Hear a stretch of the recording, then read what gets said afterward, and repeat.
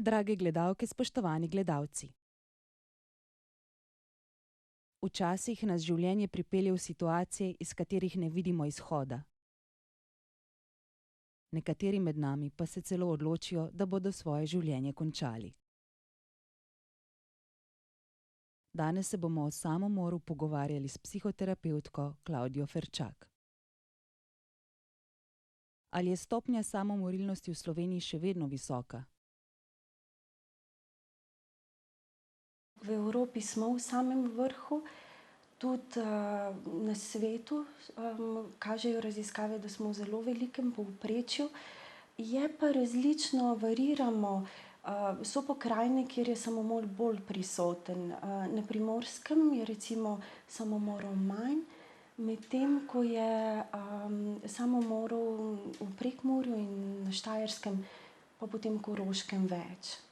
Vse te študije kažejo, da verjetno zaradi tega, ker Primorci kot ljudje so bolj odprti, hitreje poiščejo pomoč, so bolj takole se več pogovarjajo, iščejo stike z drugimi.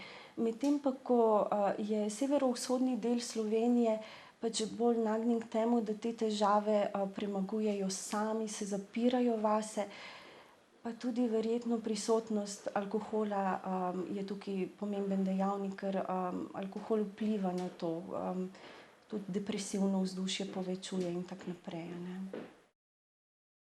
Se posamezniki na samomor pripravljajo ali ga ponavadi naredijo impulzivno?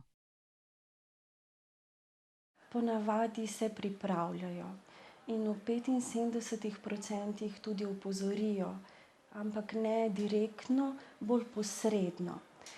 Zdaj pri mladostnikih pa je moč opaziti, da ga naredijo impulzivno, čisto zaradi obdobja, v katerem so, ker niha hormonsko, pač hormonsko nihanje imajo, a ne, in tam lahko pride do samomora pač impulzivno.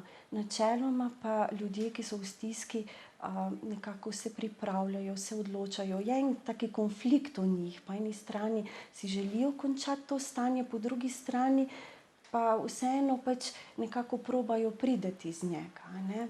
Zdaj, stiske so lahko različne, lahko je to čisto nekaj osebnega, doživljanje, čustveno nihanje, do tega, da se lahko zgodi kak travmatični dogodek, izgube službe, ne vem, se razdre družina.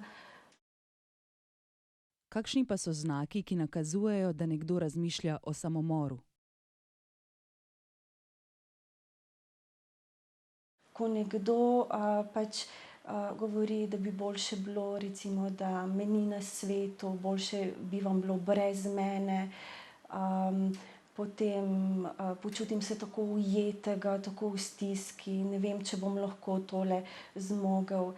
Potem recimo začnejo tudi zaključevati kakšne zadeve, predvsem poslovne, denar, ne vrnejo dolg, potem napišejo v poroko, a ne, to so vse taki mali signali, ki lahko nekoga, ki je v eni taki stiski, pa da mi opazimo, da je v stiski, tako, da so lahko eni signali, da nekdo razmišlja tudi o samomoru, a ne.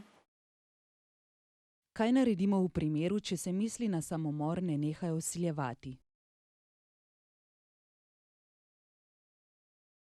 Ko se vsiljujejo misli, moramo vedeti nekaj, a ne, da te misli lahko hitro grejo, hitro minejo. Zato je prvo, kar lahko naredimo, to, da ne naredimo nič, da počakamo. Da počakamo recimo 24 ur, da vidimo, če se počutje izboljša. V tem času je pomembno, da ne uživamo alkohola ali kakih drugih substanc, kot so droge, recimo tudi marihuana in tako naprej.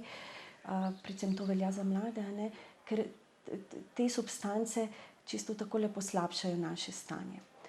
Če potem še traja to slabo počutje oziroma te misli, ki se vsiljujejo, je dobro, da poiščemo pomoč. Strokovnjakov, se pravi terapevta, zdravnika, da se pogovorimo, recimo, če nam je težko iti do terapevta ali pa psihoterapevta, da najprej to povemo nekomu, ki nam je blizu, prijatelj, družinski član, ki mu zaupamo. In potem lahko skupaj pač iščemo rešitve naprej. Pač lepo je, da se v tem stanju ne matramo predolgo in sami. Ne? Načeloma je pa tako, da vsiljive misli, tako kot vsako počutje, ne? Značilno za vsako naše počutje je, da pride in gre. Problem nastane takrat, ko to vztraja, ko mi doživljamo, da nič ni boljše in da to traja nekaj dni, tednov in tako naprej. Zakaj so nekateri posamezniki bolj nagnjeni k samomoru? Zakaj so nekateri ljudje bolj nagnjeni k samomoru? Raziskave še niso prišle čisto na jasno. Dejstvo je, da ljudje različno doživljamo svet okrog nas, izzive, ki se nam postavljajo, ki nam jih prinese življenje. Doživljamo sebe, svoja čustva drugače. Opažajo pa strokovnjaki, bolj pogosteje samomorilne misli in poskuse samomora, pa potem tudi samo dejanje pri ljudeh, ki so takole depresivni. S tem, da tukaj moramo opozoriti, da depresija ni nujno, da ima značilnosti oziroma simptome samomorilnih misli. Ne. Večina depresivnih ljudi jih nima. Raziskave pa kažejo, da večina ljudi, ki naredi samomor, pa je depresivnih. Potem je tukaj ljudje, so tudi bolj nagnjeni, ki so nagnjeni k alkoholu in k odvisnostim od alkohola ali pa drugih substanc. Potem ljudje, ki imajo kakršnokoli drugo duševno motnjo ali pa bolezen, kot je shizofrenija lahko, bipolarna motnja. Potem imamo tukaj tudi ljudi, ki so doživeli kak travmatični dogodek pred kratkim, pa se najboljše ne morejo spoprijemati z njim. Potem ljudje, ki imajo v svoji zgodovini že poskus samomora, ki so ga že probali narediti, ali pa ki imajo v svoji družini nekoga, ki je poskušal ali pa naredil samomor. Kako lahko pomagamo, če opazimo znake, da nekdo želi narediti samomor?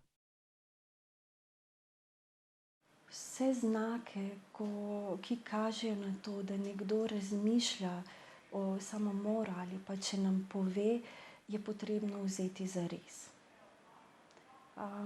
Pomeni, da je dobro, da ne bežimo vstran od tega, ampak da se pogovorimo s človekom, ki je v stiski, da vzdržimo to. Zdaj, če nam nekdo, ki je v stiski, tega ne pove, je pomembno, da tudi mi si dovolimo vprašati in rečemo recimo, vidim, da se s tabo nekaj dogaja, da doživljaš stisko, kaj je narobe, a ti lahko kako pomagam. Lahko tudi direktno vprašamo, a ne, mogoče imaš kake črne misli, misliš na samomor, a ne. Zdaj, ko pa nam že reče, a ne, da razmišlja o tem, je pač pomembno ostati s to osebo, ne. Oseba, ki razmišlja o tem, nikoli je ni varno pustiti same, a ne, dokler ne pride še nekdo drug. Potem pa mu pomagamo poiskati ali zdravniško pomoč, ga pospremiti do tja.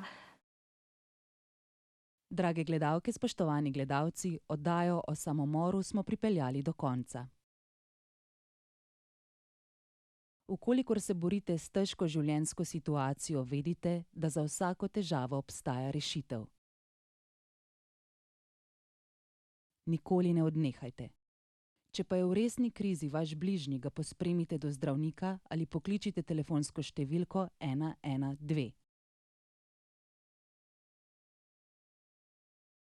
Nikakor pa ga ne puščajte samega. Se vidimo prihodnjič.